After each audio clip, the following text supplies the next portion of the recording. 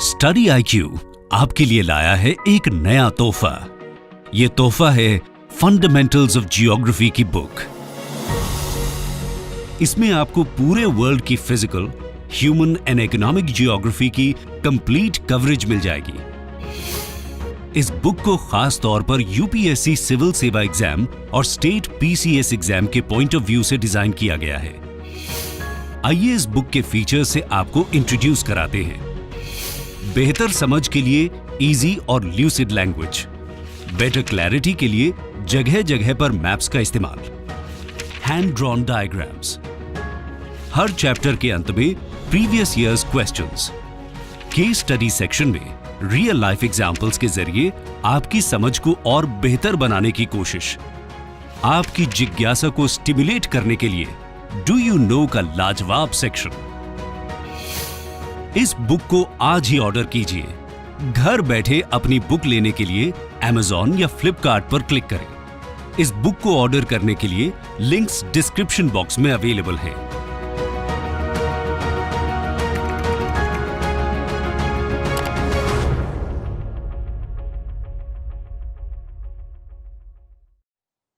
Hello and welcome to study IQ।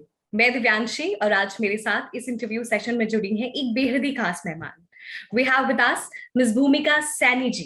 She is currently posted as Deputy Commissioner Income Tax in Nasik, an IRS of batch 2017.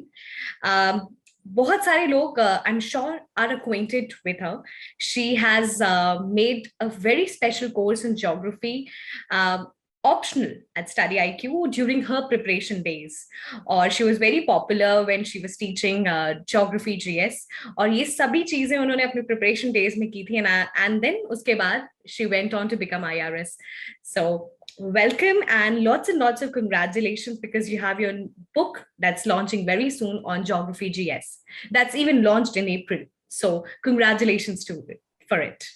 Thank you, Divyanshi. Thank you very much for the warm introduction.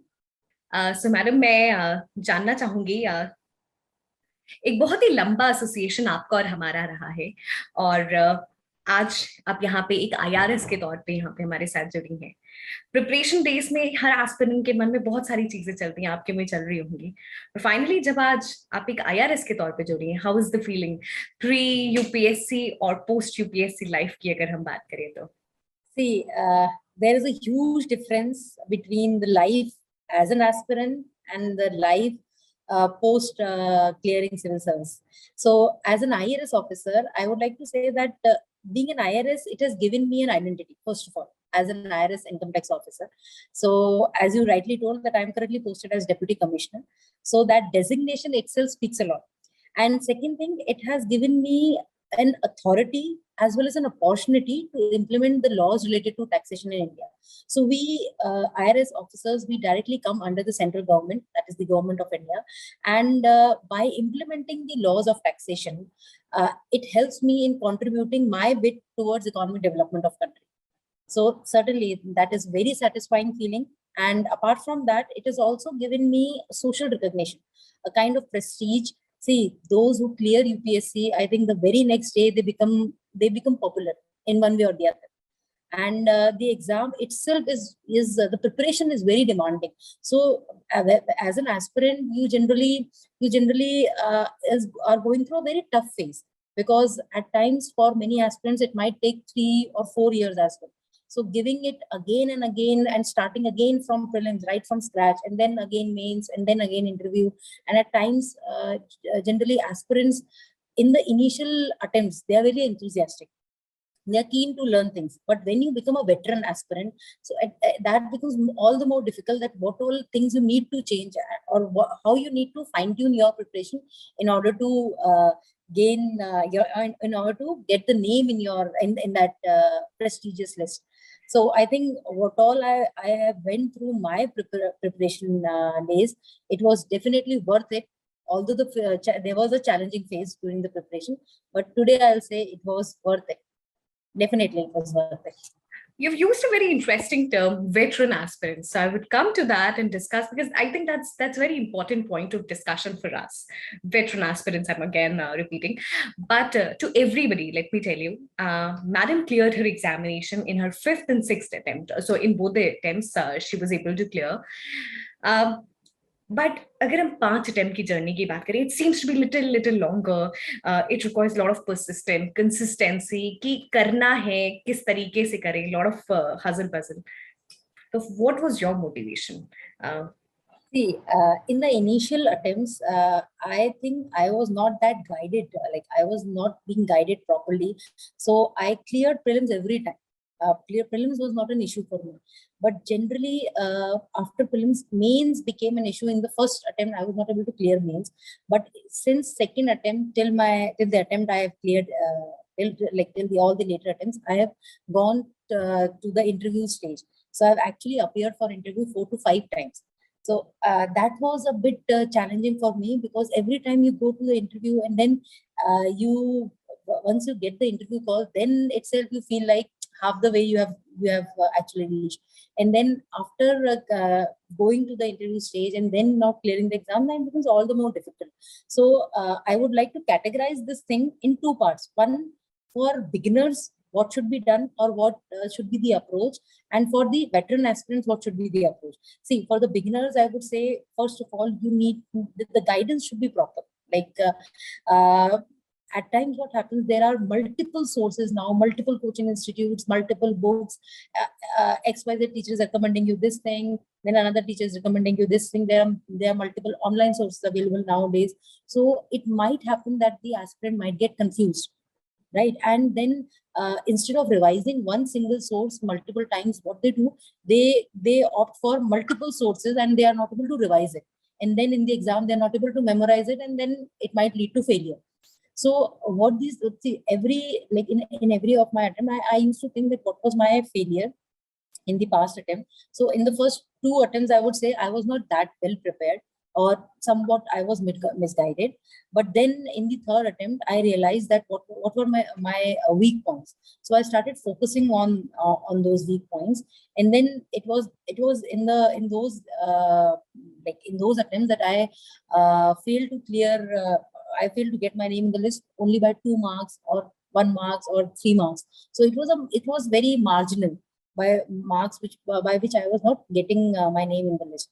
But yes, those strenuous days, those challenging days, they taught me a lot, because what I did, I took it as an opportunity, and I used to read multiple autobiographies. Like I used to read autobiographies of bureaucrats, autobiographies of sportsperson, and I used to emulate, and not exactly emulate. I used to think that if they can do in so and so challenging areas, then I can also do it. So I kept on motivating myself through reading autobiographies, then through reading success stories of various successful civil service aspirants. And then I used to watch their interviews also on YouTube. So through that, I kept myself motivated. And the main thing that I actually followed was, I always kept on thinking that what was my weakness. So whatever was my weak point, I used to focus on that. And then I used to ensure that at least in this area, like in the next attempt, this will not be my weak area. So that's how I tried to improvise. And that actually helped me in getting into the teaching stream also, because whenever I used to get depressed, I actually used that as an opportunity to teach geography, because geography was my favorite area also, and it actually gave me a confidence also. And then उसके बाद ही I started teaching in many institutes. तो मुझे उसी दौरान ये realize हुआ कि Fehling in civil services, मतलब अगर आप फेल होते हैं तो that is not the end of life. There are multiple options also. And then apart from that, ये भी मुझे रियलाइज हुआ कि यूपीएससी निकालना और यूपीएससी नहीं निकालना, हम ये सोचते हैं कि जो एस्पिरेंट ने यूपीएससी निकाल लिया वही टैलेंटेड है, वही उसी को सब कुछ आता है. ऐसा नहीं है. जो फेल हुए हैं, maybe by marginal marks, maybe because of one or the other reason, हो सकता है उस साल ऑप्शनल, वो वाला पर्टिकुलर ऑप्शनल अच्छा नहीं स्कोर करा हो। जैसे मेरे टाइम में भी ये था कि 2 साल से 2014-15 में geography as a subject, optional subject, उसमें बहुत अच्छे मार्क्स नहीं आ रहे थे। तो ऐसा भी लक फैक्टर भी हो सकता है। तो मैं यही मानती हूँ आज की डेट में, ऑल्दो मेरा यूपीएससी निकला, बट अगर नहीं भी निकलता तो भी काफी ऑप्शंस थे। एंड दूसरा, निकल गया तो ठीक है, वो तो अच्छी बात है ही, because as I told you in the beginning only कि there is a huge difference in being an aspirant and in being a civil servant. And apart from that, it was definitely worth it कि वो पूरा preparation phase में गए, क्योंकि it has made me what I am today. Not only the IRS part, but whatever I've gone through the preparation, because it has made me more and more humble also. That I would give due credit to my challenging phase which I've gone through. I think that's a very beautiful thing that you've pointed out. You've not only become just an IRS, because IRS is a designation, a position, but the beautiful thing that you highlighted is that you've evolved as a person. And I think that's the best thing that happens in anybody's life cycle. तो आगे चलते हैं और बात करते हैं। आपने बहुत ही इंटरेस्टिंग टर्म, मैंने जैसे पहले भी बोला था, वेटरन एस्पिरेंट्स के लिए इस्तेमाल किया है। तो मैं जो आगे जो सेगमेंट है उसको मैं 2 हिस्सों में बांटूंगी। जो बिगिनर्स हैं उनके लिए प्रिपरेशन, और जो वेटरन्स हैं वो कहाँ लैग कर जा रहे हैं, because you have your own journey, your own struggle, and most importantly your experience, and I think you can add value to their preparation. लेकिन मैं जानना चाहूंगी for the veteran aspirants again, कई बार ऐसा होता है, लगता है let's leave it. I think it might have happened to you as well. What should be their trigger point? Because I know that you were clearing your prelims every single time, so that was a very big source of motivation in itself. But the people who are not clearing the prelims, they still have attempts, but ऐसा लगता है चलो यार छोड़ देते हैं उनके लिए। तो मेरे साथ क्या हुआ था जनरली, जब जैसे मेरे साथ जो और तैयारी कर रहे थे, उनका उनका भी सपोज प्रीलिम्स निकला, ठीक है, उनका मेंस निकला, मेरा भी मेंस निकला। जब उनका इंटरव्यू के बाद सपोज उनका लिस्ट में नाम आ रहा था और मेरा नहीं आ रहा था, तो एक काइंड ऑफ रिलेटिव डिप्रिवेशन वाली फीलिंग आती है। That I can relate to all the veteran aspirants कि जनरली ये चीज होती है। At times it may happen कि आप डिप्रेशन में भी चले जाए, या फिर सोसाइटी आपको इस तरह से देखने लगती है कि इतना आप जैसे सपोज दिल्ली जा रहे हैं, इतना आपके फैमिली मेंबर्स का मॉनेटरी इन्वेस्टमेंट भी है उसमें, और दे आल्सो स्टार्ट एक्सपेक्टिंग कि एक दिन आपका यूपीएससी का एग्जाम निकलेगा। तो जब नहीं निकलता है तो जनरली वो सोसाइटल प्रेशर, फैमिली प्रेशर एक एस्पिरेंट पर आ जाता है कि इतना सब एक्सपेक्ट कर रहे हैं, सब इतना इन्वेस्टमेंट हो रहा है, टाइम एंड एफर्ट सब कुछ जा रहा है। और कई वेटरन एस्पिरेंट ऐसे भी होते हैं जो अच्छी अच्छी जॉब छोड़ के आए हैं, जो सपोज हो सकता है कि बहुत अच्छे कॉलेजेस से हैं, उनको बहुत अच्छी जॉब मिल रही हो सकता है उन्होंने जॉब ज्वाइन भी करी हो। और कुछ ऐसे वेटरन एस्पिरेंट होते हैं कि अगर जॉब के साथ कर रहे हैं then it is another thing, but कुछ लोग ऐसा लगता है उनको भी जॉब छोड़ के फिर वो तैयारी करते हैं, तो उनको ऐसा लगता है कि वो अपने क्रूशियल ईयर्स भी उनके सिग्निफिकेंटली जा रहे हैं क्योंकि they are not earning. So, उस रिस्पेक्ट में I would tell one thing to veteran aspirants. First of all, start with this approach that this is not the end of life. This is just another exam. Although it is one of the most competitive exam of the world, but this is just another exam. Second thing, this exam is not going to decide that how talented you are. If you are not able to do good in this exam, say suppose कईयों के क्या होता है veterans का, वो उनको service मिल जाती है, but still they are not happy with the service or they keep on improving their ranks. ये भी होता है। तो मैं जस्ट यही बोलना चाहूंगी कि एक तो कि no doubt you have to improvise upon yourself, but as जैसा मैंने कहा कि this is not the end of your life. Second thing, हमेशा ये अप्रोच रखिए कि आप वीक एरियाज को कैसे इंप्रूव करेंगे। मतलब मेरा ये रहता था कि सपोज मेरे एक साल में ज्योग्राफी ऑप्शनल पेपर 1 में अच्छे नंबर नहीं आए, तो मैंने उस साल एटलीस्ट ये इंश्योर किया कि ज्योग्राफी ऑप्शनल पेपर 1 के सारे टॉपिक्स के मैंने हैंड रिटन खुद में नोट्स बनाए थे, और उसके नेक्स्ट ईयर मेरे one of the highest marks थे ज्योग्राफी ऑप्शनल पेपर 1 में। तो आई एंश्योर दिस थिंग कि वीक एरिया अब मतलब निकालना है तो पीछे पड़ ही जाना है। अब हम जो जीएस का जो सब्जेक्ट्स है वो static portion, suppose history, polity, वो हर साल पढ़ते ही हैं, तो वेटरन एस्पिरेंट्स के लिए उसमें इतनी दिक्कत नहीं होगी। बट वो ये पहले एनालाइज करें कि उनका सपोज जो भी, चाहे एथिक्स सब्जेक्ट हो सकता है, चाहे ऑप्शनल सब्जेक्ट हो सकता है, चाहे जो भी उनका अगर सपोज वीक एरिया है उस पर पूरा फोकस करें, उसको नेग्लेक्ट नहीं करें। अगर आप वीक एरिया कवर कर लेंगे तो वैसे भी आप ये इंश्योर कर सकते हैं कि आपका नाम तो एटलीस्ट लिस्ट में होगा। या फिर हो सकता है वेटरन्स का वीक एरिया इंटरव्यू हो। कईयों का वीक एरिया ये होता है कि they are not able to express themselves either in English और इन देयर ओन लैंग्वेज, या फिर लोगों को लगता है कि अगर ये क्वेश्चन पूछेंगे तो हम क्या जवाब देंगे, मतलब या फिर हॉबीज से रिलेटेड क्वेश्चंस आते हैं। तो कई जगह ऐसा, कई फेजेस हैं क्योंकि इस प्रिपरेशन में कई लोगों का सीसैट स्ट्रांग नहीं होता, कई लोगों का हो सकता है कि प्रीलिम्स में फैक्चुअल नॉलेज इतनी स्ट्रांग नहीं होती, वो हो सकता है आर्टिकुलेट अच्छे से कर ले मेंस में आंसर। तो जैसा कि आपको ये काइंड ऑफ ये ऐसा एग्जाम है जिसमें आपको जैक ऑफ ऑल ट्रेड्स, आपको सारी नॉलेज आनी है, कुछ हद तक आपको सारा पता होना चाहिए। तो वो चीज में एट टाइम्स टाइम लग जाता है, बट जैसा मैंने कहा कि वेटरन्स के लिए कुछ एरिया उनका जरूर स्ट्रांग होगा, क्योंकि अगर उन्होंने 1-2 साल तैयारी करी है तो डेफिनेटली उनका जीएस वाला पार्ट उनको उसमें इतनी दिक्कत नहीं आएगी। बट जो उनका वीक एरिया उस पर फोकस करें तो दे विल सेल थ्रू। मैंने ऐसे ही यही अप्रोच फॉलो करी थी। एक बार मेरे इंटरव्यू में मार्क्स नहीं अच्छे आए थे, then I improved on interview. एक बार मेरे ऑप्शनल में मार्क्स अच्छे नहीं आए थे, then I improved on that. और एक बार मेरे एथिक्स में मार्क्स अच्छे नहीं आए थे, तो आई वाज लाइक कि हमेशा वो कि वीक एरिया को हमेशा इम्प्रूव करने के सोच में रहती थी। And I think this is very, very important tips and suggestions to every aspirants, either you're veteran or not veteran. Again, we are using this term because it's important to talk about. क्योंकि ऐसा लगता है उनके लिए कि let's leave it, but it's important to stay in the preparation. क्योंकि आपने बहुत सारा टाइम इन्वेस्ट किया है, you know lot of things, just a matter of कुछ time and you will be there. In fact जैसा आपने कहा कि जस्ट वांट टू इंटरप्ट, जैसा आपने कहा कि ऑलरेडी वेटरन्स के दिमाग में ये होता है कि we have invested a lot of time and effort in this preparation. तो मेरा भी दिमाग में मेरे यही रहता था कि अब पीछे नहीं हटना, ठीक है वीक एरिया को इम्प्रूव करके आगे बढ़ेंगे, बट अब पीछे नहीं हटना। अब निकल के भले ही कोई भी रैंक आए बट निकलना ही, एग्जाम निकालना ही। वो जिद हो गई थी, ये था। तो ये शायद I think I can relate to many of the veteran aspirants, क्योंकि जनरली ये चीज होती है।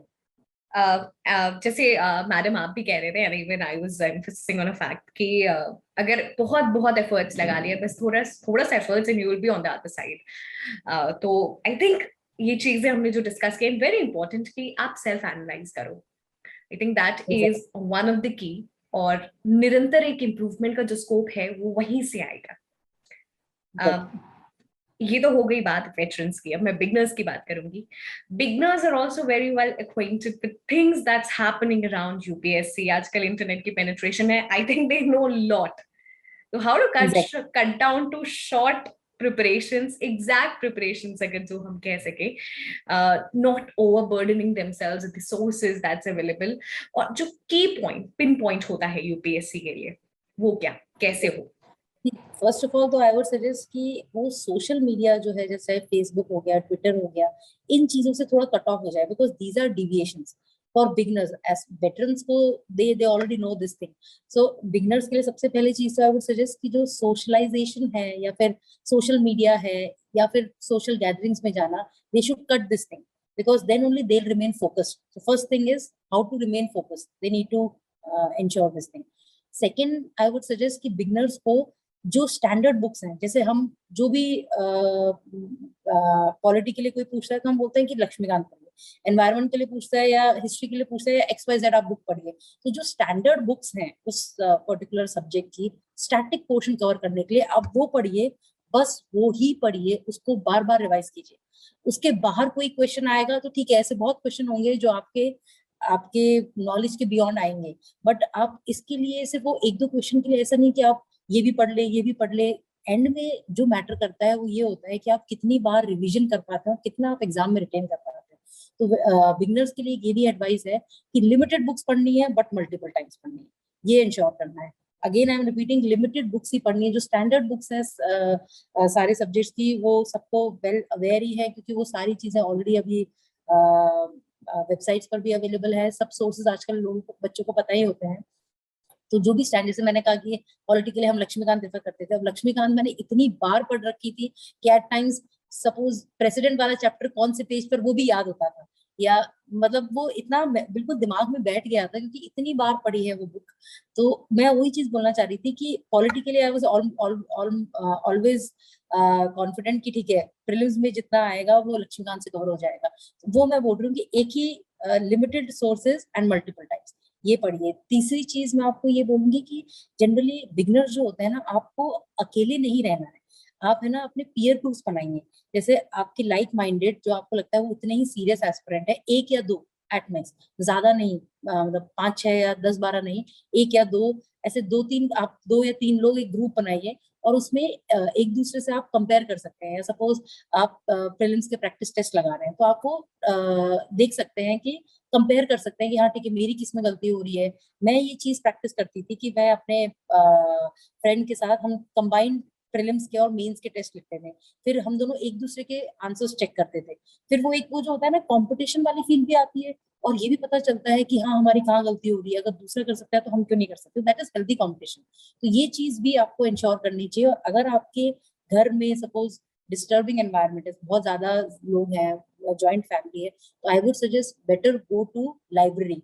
वहां आप पूरा टाइम स्पेंड कर सकते हैं और अपना एक मतलब एटलीस्ट 2 या 3 जनों का पीयर ग्रुप भी अच्छे से बना सकते हैं। क्योंकि कभी कभी मेरे को ऐसा होता था पीयर ग्रुप ने कहाँ हेल्प करी।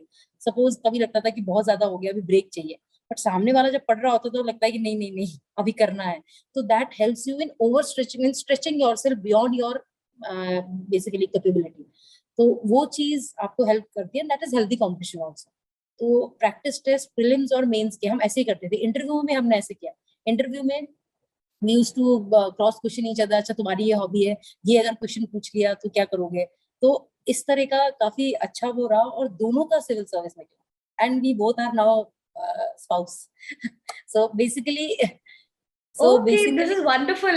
I didn't know this. So basic so basically preparation साथ में करी तो इस तरह का वो डेवलप हो गया था कि प्रीलिम्स मेंस एंड इंटरव्यू हर स्टेज में हम दोनों एक दूसरे को basically either helping each other या फिर हेल्दी कॉम्पिटिशन हो रहा था। तो it help both of us.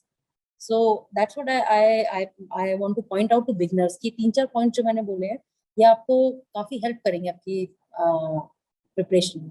It's a very, very interesting journey, as you highlighted that how important is having a peer group. आपको initially लग सकता है कि नहीं, you can manage it alone, but sometimes in some way or the other it definitely helps you. और एक और चीज जहाँ पीयर ग्रुप हेल्प करता है, एट टाइम्स क्या होता है, आप वही स्टैटिक चीजें वही चीज पढ़ाई बार बार करना, इट बिकम्स मोनोटोनस, तो वो बोरिंग हो जाता है। तो हम क्या करते थे कि लाइब्रेरी से ब्रेक लिया, सपोज ब्रेक लेते हम मेंस के टाइम ऐसा करते थे कि चलो एक क्वेश्चन था, सपोज कोई टेस्ट में आया, उसका मेरे को क्वेश्चन मैंने सही से नहीं लिखा सपोज, तो हम दोनों जब वॉक करते थे बाहर तो वी यूज टू डिस्कस कि अच्छा इसमें ये पॉइंट भी लिख सकते हैं, इसमें ये पॉइंट भी लिख सकते हैं। मेरा जो स्ट्रॉन्ग पॉइंट था या मेरा जो स्ट्रॉन्ग एरिया था, यूज टू डिस्कस, जो उनके स्ट्रॉन्ग पॉइंट है use to discuss. So basically peer group में आपकी जो जर्नी है वो एंगेजिंग हो जाती है, वो बोरिंग नहीं होती। तो that also helps in a way. Madam, आपने बहुत सारी चीजें हाईलाइट की, and I think this are very important tips and suggestions. लेकिन अब मैं आना चाहूंगी, and as you have also highlighted that geography has been always very close to your heart, I'll ask question that's related to geography, क्योंकि geography के लिए कहते हैं you can read NCERTs 11th and 12th, 9th maximum करनी है तो 9th से 12th की कर लो।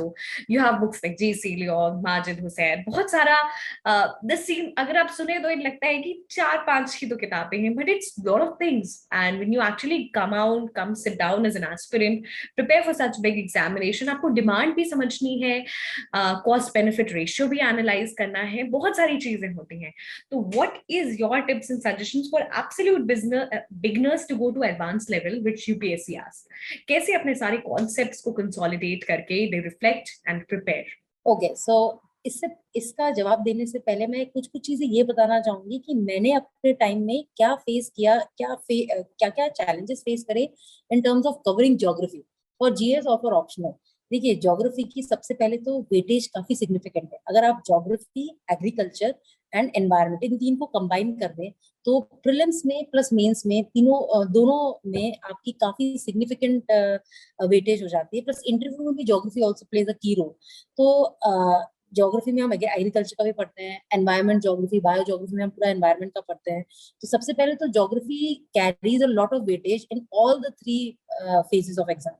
सेकेंड जो चैलेंज मैंने फेस किया था एक तो ये था कि जैसे मेरे को बोला गया कि 9 से 12 या फिर 6 से 12 तक की आप एनसीईआरटीज इंडियन ज्योग्राफी की, फिजिकल ज्योग्राफी की पढ़िए, फिर जीसी लॉग, जियोमॉर्फोलॉजी, क्लाइमेटोलॉजी के लिए पढ़िए।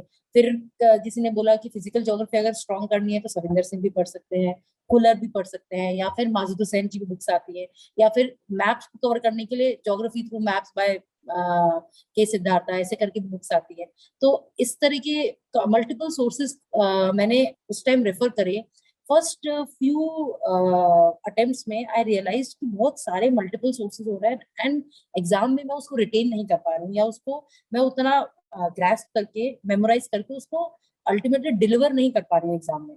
एंड एक प्रॉब्लम और थी कि कई बार जैसे आप देखिए 9 से 12 की एनसीईआरटीज अभी अपडेटेड नहीं है, उसमें सेंसस का डेटा भी पुराना होगा, उसमें काफी सारा डेटा पुराना है, ठीक है। तो जो बुक्स है मार्केट में एट टाइम्स वो कई बार आपको लगेगा कि वो एकेडमिक पॉइंट ऑफ व्यू से लिखी गई है, कॉलेजेस में जो ज्योग्राफी चलती है, या फिर वो काफी बल्कि और एग्जॉस्टिव है, या फिर वो अपडेटेड नहीं है, जैसे रीसेंट सेंसस का डेटा नहीं है, या फिर हो सकता है कि अब जम्मू कश्मीर भी यूनियन टेरिटरी में आ गया है, तो वो मैप करंट मैप नहीं है उसमें, ठीक है। तो इस तरह का ये जो इश्यूज थे मुझे वो फील हुए, तो वो चीज को एड्रेस मैंने कैसे किया। देखिए, सबसे पहले तो जैसे मैंने कहा कि मेरी आदत थी कि मैं अपने वीक एरियाज को इम्प्रूव करती थी। मैंने क्या किया, जब मुझे रियलाइज हुआ कि सबसे बड़ी प्रॉब्लम है कि मेरे पास मल्टीपल सोर्सेस है, उन मल्टीपल सोर्सेस को मैंने कंसोलिडेट किया। मैंने सारे चैप्टर्स के, चाहे वो जीएस हो चाहे वो ऑप्शनल हो ज्योग्राफी के, मैंने उनको कंसोलिडेट करके हैंड रिटन नोट्स बनाए। चैप्टर वाइज मेरी बुकलेट्स थी, चैप्टर वाइज मैंने क्या किया, सपोज क्लाइमेटोलॉजी का चैप्टर है, उसकी एक अलग मेरा रजिस्टर था, उसमें क्लाइमेटोलॉजी के सारे नोट्स थे, प्लस उसके लास्ट में, उसके बिल्कुल एंड में जो भी अभी तक जीएस में या ऑप्शनल में क्वेश्चंस आए क्लाइमेटोलॉजी के, वो मैंने लिख रखे थे, ताकि जब भी मैं क्लाइमेटोलॉजी रिवाइज करूँ मेरे नोट से, तो मेरे को क्वेश्चन भी पता हो कि कौन कौन से क्वेश्चन आए हुए हैं। प्लस मैंने क्या किया, जो भी उससे रिलेटेड मैप्स थे, मैंने लास्ट में उल्टा, मैं मतलब लास्ट में तो बिल्कुल ये था कि क्वेश्चंस थे, उससे पहले मैं मैप्स खुद बनाती थी कि क्लाइमेटोलॉजी में वर्ल्ड में के रिस्पेक्ट में, इंडिया के रिस्पेक्ट में, मॉनसून या जो भी क्लाइमेटोलॉजी से रिलेटेड मैप्स हैं, डायग्राम्स है, तो मैं उसको खुद बनाती थी ताकि मेरी प्रैक्टिस भी हो जाए और मेरे नोट्स भी बन जाए।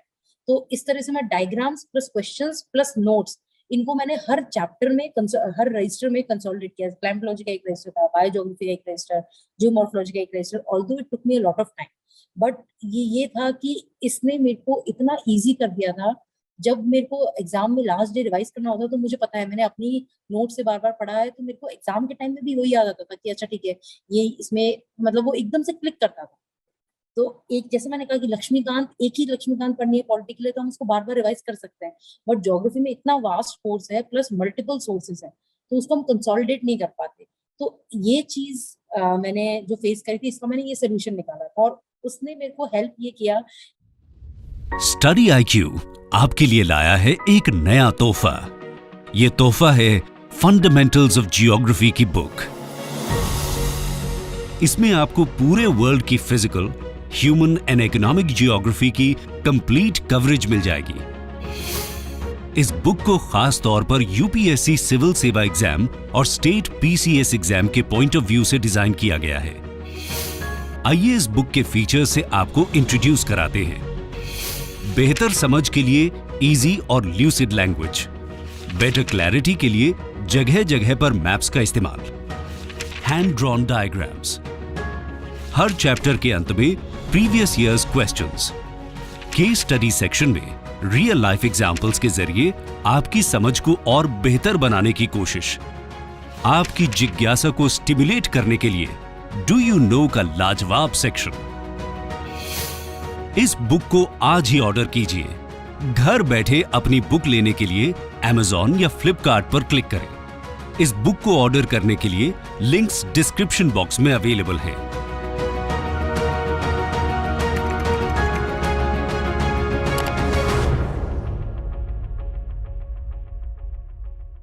Madam, we had a very long association, and as we also mentioned that you were teaching geography GS or geography optional का भी आपने course बनाया था while you were preparing in your preparation days.